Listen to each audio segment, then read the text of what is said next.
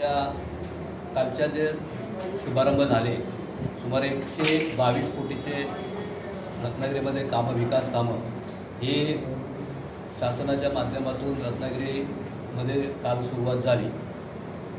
आम्ही सगळ्यांनीच त्याचं स्वागत करायला पाहिजे आणि आम्ही राष्ट्रवादी म्हणून आम्ही कायमच त्याचं स्वागत करतो। विकास कामं ही झालीच पाहिजे आणि आम्ही विकास कामांवरतीच आम्ही देखील पक्षाची कार्यक्रमणं आमची चालू असते। मुळामध्ये रत्नागिरीमध्ये ज्या पद्धतीने विकास कामं होत आहे त्याबद्दलच काही गोष्टींमध्ये आमचा आक्षेप आहे। उदाहरणार्थ ज्या आता आपण 100 कोटीची रस्त्यांची कामं आपण पाहत आहे त्यांचे काँक्रिटीकरणाचं आज भूमिपूजन काल झालं।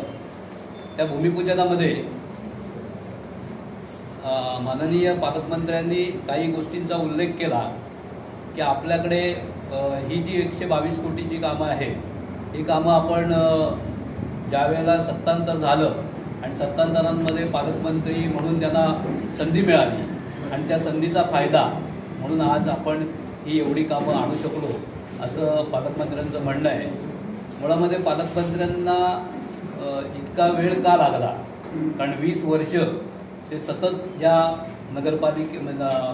ह्या मतदारसंघाचे आमदार म्हणून काम करतायत, मंत्री म्हणून काम करतायत, नगरविकास मंत्री म्हणून सुद्धा त्यांनी काम केलेलं आहे आणि मग अशा वेळेला एवढा वेळ का लागला हा एक प्रश्न आहे। मुळामध्ये जे रस्त्याची कामं आहेत जी पद्धतीने काम सुरू आहे तो देखील आक्षेपार्ह आहे कारण डांबरीकरणाचं जे कॉन्क्रीटचं काम आहे ते कॉन्क्रीटचं काम करत असताना मुळामध्ये खोदाई झाली पाहिजे। त्याच्यामध्ये जो कॉन्क्रीटचा लेअर टाकण्याची गरज आहे तो त्याच्यामध्ये टाकला पाहिजे आणि नंतरच ते कॉन्क्रीटचे त्याचं स्टील असेल किंवा काय असेल त्याचं RCC वर्क असेल ते झालं पाहिजे।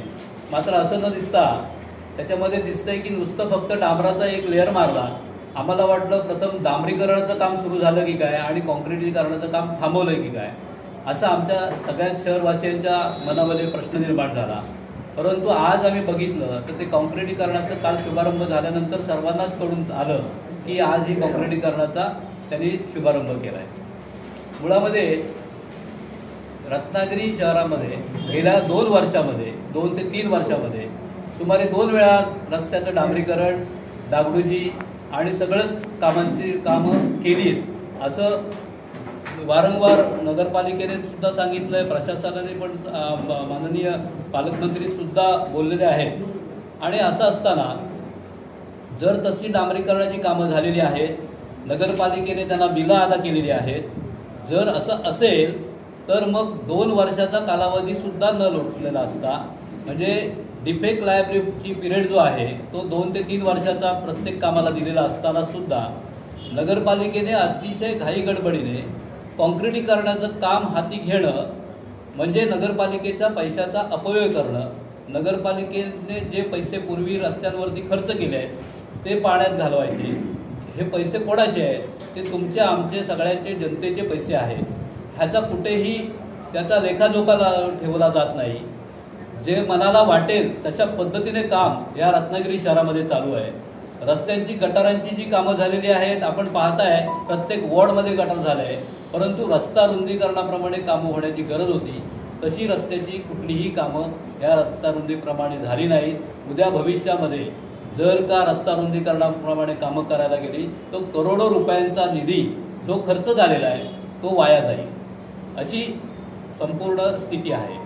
माझं म्हणणं एकच आहे की मुख्याधिकारी म्हणून त्यांची जबाबदारी आहे की आपल्या पालकमंत्री असतील किंवा संबंधित अधिकारी असतील किंवा वरिष्ठांना ज्या ज्या गोष्टी नगरपालिकेमध्ये घडलेल्या आहेत त्या प्रामाणिकपणे कबूल केल्या पाहिजेत किंवा सांगितल्या पाहिजेत। आपण जर GR मध्ये ज्या पाहिलं जो शासनाचा GR आहे त्याच्यामध्ये आकडा क्रमांक 3 आणि त्याच्यामधला ड जो आहे चा 4 नंबर त्याच्यामध्ये स्पष्ट म्हटलेलं आहे की ही कामं आपण शासन हाती घेतो आहोत ती मलनिस्सारण किंवा रस्ता याची जी कामं आपण घेणार आहोत तर ती कुठल्याही परिस्थितीमध्ये पुन्हा काही काम करत असताना रस्त्यामध्ये पाईपलाईन असेल, जलनिस्सारण पाईपलाईन असेल किंवा मलनिस्सारण असेल तर त्या कामाचं कॉन्क्रिटीकरण हे सोडून म्हणजे ते नियोजन करून ते काम करायचं आहे। आणि त्याचबरोबर ह्या रस्त्यांवरती किंवा त्या रस्त्यांवरती कुठलेही काम यापूर्वी झालेलं नाही याची खातरजमा माननीय मुख्याधिकाऱ्यांनी करायची आहे। परंतु माननीय मुख्याधिकाऱ्यांनी आदेशाचं पालन केलं, परंतु कर्तृत्वाला कसूर केली आणि अनियमितता त्यांच्या कामामध्ये दिसून आली। आणि म्हणून माझं एवढंच म्हणणं आहे की ह्या रत्नागिरी नगरपालिकेच्या ह्या सगळ्या जो विषय सुरू आहे अतिशय अनियमितता कामामध्ये आहे। मुख्याधिकारी म्हणून ते ह्या खुर्चीला न्याय देण्यासाठी कमी पडलेले आहेत। त्यांनी तात्काळ त्यांचे माननीय जिल्हाधिकाऱ्यांनी त्यांना बडतर्फ करायला पाहिजे। संबंधित रस्त्यांची जी कामं सुरू झालेली आहेत त्या कामांमध्ये त्यांच्या कोर्टामध्ये ते मॅटर पेंडिंग आहे, त्याच्यावरती हिअरिंग सुरू आहे। आणि असं असताना सुद्धा माननीय मुख्याधिकारी किंवा प्रशासन किंवा शासन यांनी ह्या पद्धतीने अशा पद्धतीने न्यायालयालाच चॅलेंज करून ही संपूर्ण प्रक्रिया सुरू केलेली आहे असा आमचा आरोप आहे। म्हणजे न्यायालयाला देखील हे लोक विचारत नाहीत अशी सध्याची परिस्थिती या कृतीतून त्यांच्या दिसून येते। आणि म्हणून संबंधितांवर कारवाई व्हावी। माननीय जिल्हाधिकाऱ्यांकडे आम्ही त्यांचं निवेदन दिलेलं आहे आणि भविष्यामध्ये त्याची प्रत माननीय प्रिन्सिपल सेक्रेटरी असतील त्याचबरोबर आपले मुख्य सचिव जे आहेत चीफ सेक्रेटरी अशा सर्वांनाच आम्ही त्या माध्यमातून देणार आहोत आणि त्याची दखल घेण्यासाठी आम्ही त्यांच्या पाठपुरावा करू आणि लवकरात लवकर अशा चुकीच्या पद्धतीने काम करणाऱ्यांवरती कारवाई झाली पाहिजे। पण 100 कोटी रुपयांचे रस्ते ज्या कॉन्ट्रॅक्टरने केलं, ज्या कंपनीने केले, तेच रस्ते 2 वर्षापूर्वी त्याच कंपनीने केले होते। म्हणजे ज्या कंपनीने केले होते त्याची डिफेक्ट लायबिलिटी पिरियड न संपलेली असताना सुद्धा नवीन कॉन्क्रीटचे रस्ते देण्यामागचं कारण काय? तर त्यांच्यामधली जी निकृष्टता होती, निकृष्ट काम होतं ते लपवण्यासाठीच हे नवीन रस्ते RCC काम केलं की काय अशा पद्धतीची आम्हाला इथे भीती वाटते आणि आम्हाला शंका निर्माण होते। त्याचप्रमाणे आज आपण पाहिलं असेल तर कालच्याच कार्यक्रमामध्ये माननीय पालकमंत्र्यांनी आणि माननीय मुख्याधिकाऱ्यांनी सांगितलं की महाराष्ट्रामध्ये एकमेव नगरपालिका जी आहे ज्याच्यामधून ब वर्ग नगरपालिका ज्याच्यामध्ये फक्त आणि फक्त रत्नागिरी नगरपालिकेचे रस्ते कॉन्क्रिटीकरणाचं काम सुरुवात झालेली आहे असं त्यांचं अतिशय हास्यास्पद वक्तव्य हे आज रत्नागिरीकरांनी पाहिलं आहे। रत्नागिरीकर हे सुजाण आहे, सुसंस्कृत आहे, म्हणून काही गोष्टींना रिॲक्शन देत नाहीत। परंतु खऱ्या अर्थाने आपल्याला निदर्शनास मी आणून देऊ इच्छितो की महाड जे आपलं शहर आहे हे महाड शहर हे क वर्ग नगरपालिकेत होतं, म्हणजे भ वर्गापेक्षा पण खालच्या नगरपालिकेचा तो दर्जा आहे। आणि अशा नगरपालिकेमध्ये गेल्या 5 वर्षामध्ये संपूर्ण शहराचे रस्ते कॉन्क्रिटीकरण झालेले आहेत। कारण तिकडे कायमस्वरूपी ते जसं चिपळून खड्ड्यात जातं, खड्ड्यातलं शहर आहे, तसंच महाडमध्ये पाण्यामध्ये नेहमीच दरवर्षी जातं आणि जवळजवळ रस्त्यांवरती आणि इमारतींमध्ये सुमारे 8 ते 10 फूट पाणी हे त्या ठिकाणी असतं आणि रस्ते संपूर्ण कायम खराब होतात। अशासाठी तिकडे कॉन्क्रिटीकरण केलं गेलं। हे पहिलं शहर नव्हे, हे बरीच अशी शहरं अनेक असतील, परंतु राज्यामध्ये फिरत असताना दिशाभूल करण्याचं हे सरकारचं कामच आहे।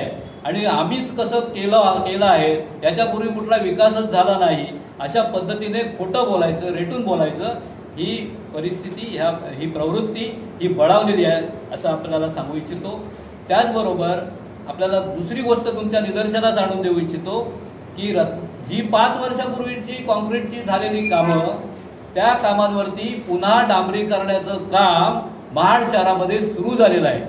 म्हणजे कॉन्क्रीटचे रस्ते 25 वर्ष खराब होणार नाही, त्याच्यावरती कुठलंही काम करण्याची गरज भासणार नाही अशा पद्धतीनं काल ज्या पद्धतीने पालकमंत्र्यांनी सर्व जनतेसमोर आश्वासित केलं ते संपूर्ण खोटं ठरेल की काय अशी परिस्थिती निर्माण झाली आहे। कारण महाड शहरामध्ये 5 वर्षापूर्वी झालेली कामं आज पूर्ण शहरामध्ये डांबरीकरणाची कामं सुरू झालेली आहेत। आपण वाटल्यास आपले पत्रकार बंधू आपले सगळे जे आहेत आपल्या संबंधित असू शकतात. महाडमध्ये चौकशी करा, आपल्याला त्याची माहिती 100% मिळू शकते. आणि अशा पद्धतीने ह्या चुकीच्या पद्धतीने ज्या विकास कामं चालू आहेत त्या विकास कामांना आम्ही त्या बाबतीमध्ये आक्षेप आमचा आहे. बाकी विकास कामं आणि विकास कामांच्या साठी आम्ही स्वतःहून आपण सगळ्यांनी पाहिलंय की रत्नागिरी नगरपालिकेमध्ये विकास काम करण्यासाठी जो सिटी डेव्हलपमेंट प्लॅन बनवला, जो 25 वर्षाचा विजन प्लॅन आहे, तो माझ्या कार्यकालामध्येच बनवला आणि माझ्या पुढाकारानेच तो बनला. हे आपण सर्व लोक आपण त्याचे साक्षीदार आहात. आणि त्यामुळेच रत्नागिरी नगरपालिका नळपाणी योजना पण मिळाली आणि हे 100 कोटी रुपये सुद्धा त्या योजनेतूनच मंजूर झाले. म्हणजे मी जर का त्यावेळेला सिटी डेव्हलपमेंट प्लॅन बनवला नसता तर ह्या रस्त्याला 100 कोटी रुपये सुद्धा मिळाले नसते किंवा हे मंजूर झाले नसते. हे मी आपल्या समोर नमूद करू इच्छितो. बरं, या सगळ्याचे ठेकेदार कोण आहे? ठेकेदार तर आर डी सामंत आहेत. आता ते तुम्हाला सांगायला नको, माझ्या तोंडून जर वाजवायचं असेल तर आहेत, आर डी सामंत आहेत. ते काही लपत नाहीत. ह्या कामाची जी तांत्रिक मंजुरी घेताना एस्टिमेट किंवा जो काही आलेख लागतो काय तो घेतला होता काय, असं याची विचारणा वगैरे केला जायचं? नाही, मुळामध्ये ज्याचा DPR बनल्यानंतर शासनाकडे मंजुरीला गेला, त्याची मंजुरी झाली. परंतु आपल्या आणखी एक मुद्दा निदर्शनास आणून देऊ इच्छितो की रत्नागिरी नगरपालिकेमध्ये अतिशय जी आपण जे म्हणतो त्याला डेफिशिएशनमध्ये आहे नगरपालिका, अतिशय आर्थिक तुटीमध्ये आहे. आणि नगरपालिकेचं सुमारे 80 ते 85 कोटीचं कर्ज डोक्यावरती म्हणजे देणं हे आज नगरपालिकेवर आहे, असं माझं ठाम मत आहे. गेल्या ते असून सुद्धा माननीय पालकमंत्र्यांनी म्हणजे त्यांची जी company R D Samant company, त्यांच्या फॅमिलीची कंपनी आहे, त्या कंपनीला रस्त्याचं काम मिळावं यासाठी ते जे 15 कोटी रुपयाचं कर्ज नगरपालिकेला घ्यायला लावलंय ते सुद्धा नगरपालिकेला अतिशय अडचणीचं ठरणार आहे. कारण यापूर्वी 1996-95ला 4 कोटी रुपये नगरपालिकेचं कर्ज होतं नळपाणी योजनेच्या माध्यमातून, प्राधिकरणाकडून असेल किंवा पाटबंधारे विभागाकडून असेल. ते 4 कोटीचं कर्ज आम्हाला परतफेड करताना आमची दमछाक झाली होती. आज हे 15 कोटीचं कर्ज आपण घेतलंय, ते कशा पद्धतीने कर्ज फेडणार आहोत, किती % इंटरेस्टने कर्ज मिळालंय आणि ते मुळात कसं मिळालंय. कारण नगरपालिकेची पत नसताना सुद्धा ह्या नगरपालिकेला कर्ज दिलं गेलं. हे शासनाच्या जी कोणी संस्था आहे त्या संस्थेने दिलं गेलं. ते आम्हाला त्याची देखील चौकशी करणं होणं त्याची गरज आहे. बरं, मूळ खर्चाचं स्वरूप बदलताना त्याचं इस्टिमेट कमी झालं की जास्ती झालं? नाही, इस्टिमेट हे मूळ इस्टिमेटच्या पेक्षा कमी आहे. त्यामुळे त्याला नव्यानं तांत्रिक मंजुरी घेण्याची गरज नाही अशी आम्ही जी माहिती घेतली त्यामध्ये आम्हाला ती माहिती मिळाली. त्यामुळे रिकॉल करणं किंवा टेंडर प्रोसेस करणं किंवा TSला मंजुरी घेणं या गोष्टीची आवश्यकता नाही असं त्यांचं म्हणणं आहे. पण ते जैनकडे जो काय प्लॅनिंग आहे त्यामध्ये असं आहे की रस्ता काँक्रिटीकरण करताना पहिल्यांदा खोदकाम करावं लागतं आणि मग त्याच्यावरती हे त्यांनी तेच म्हणतोय ना मी की ते जे सांगताय की अशा पद्धतीने चुकीच्या पद्धतीने हे काम करतोय, आम्ही म्हणतोच आहे. बरोबर, त्या काय त्यांची भूमिका, त्यांची बाजू अशी आहे की सदर जे काम आहे ते आम्ही त्याची ही करून आम्ही ते काम केलेलं आहे आणि तो जो ॲटम आहे तो त्याचा बदल केलेला आहे आणि तो आम्ही त्याच्या इस्टिमेट कॉस्टपेक्षा जास्त न झाल्यामुळे त्याची टेक्निकल सँक्शन घेण्याची गरज नाही. हे जे काँक्रिटीकरण आहे ना साधारणतः किती उंचीचं असावे? नाही, आता तो एक मुद्दा विषय वेगळा आहे. तो 9 इंचीचा आहे असं त्यांचं म्हणणं आहे आणि त्याच्यामुळे गटाराला प्रॉब्लेम येऊ शकतो. गटाराच्या बाजूला काही ठिकाणी प्रॉब्लेम येऊ शकतो, तो देखील मुद्दा आहे. त्याचबरोबर नगरपालिकेमध्ये जी आता नवीन नळपाणी योजना झाली त्या नळपाणी योजनेच्या पाईपलाईन्स रस्त्यामधून आहेत. त्या पाईपलाईनमध्ये सुमारे 20 किलोमीटरची पाईपलाईन ही पुन्हा नव्याने टाकण्यात येणार आहे. म्हणजे जी नळपाणी योजना अजून अनकम्प्लीट आहे, जी नगरपालिकेने ताब्यात घेतलेलीच नाही, म्हणजे अजून ती नवीनच आहे, अशी नगरपालिकेची ही योजना असताना सुमारे 20 किलोमीटरची लाईन म्हणजे 2.5 कोटी रुपयाचा खर्च हा निव्वळ मातीमध्ये जाणार आहे. त्याचा कुठलाही वापर भविष्यामध्ये याच्यातून होणार नाही. ही दुर्दैवाची गोष्ट आहे. आणि अशा म्हणजे मी जे म्हणतोय की ज्या पद्धतीने जो शासन निर्णय आहे नवीन, जो त्याच्यामधून 96 कोटी रुपयाची मंजुरी घेतली, त्या सगळ्या याला पूर्णपणे बगल देऊन त्या सगळ्या अटी शर्तीचं उल्लंघन करून माननीय मुख्याधिकाऱ्यांनी जी कार्यवाही केलेली आहे ती अतिशय चुकीची आहे आणि त्याच्यासाठी आम्ही माननीय मुख्याधिकाऱ्यांवरतीच कारवाई व्हावी अशी आम्ही मागणी केलेली आहे आणि संबंधितांवर कारवाई व्हावी.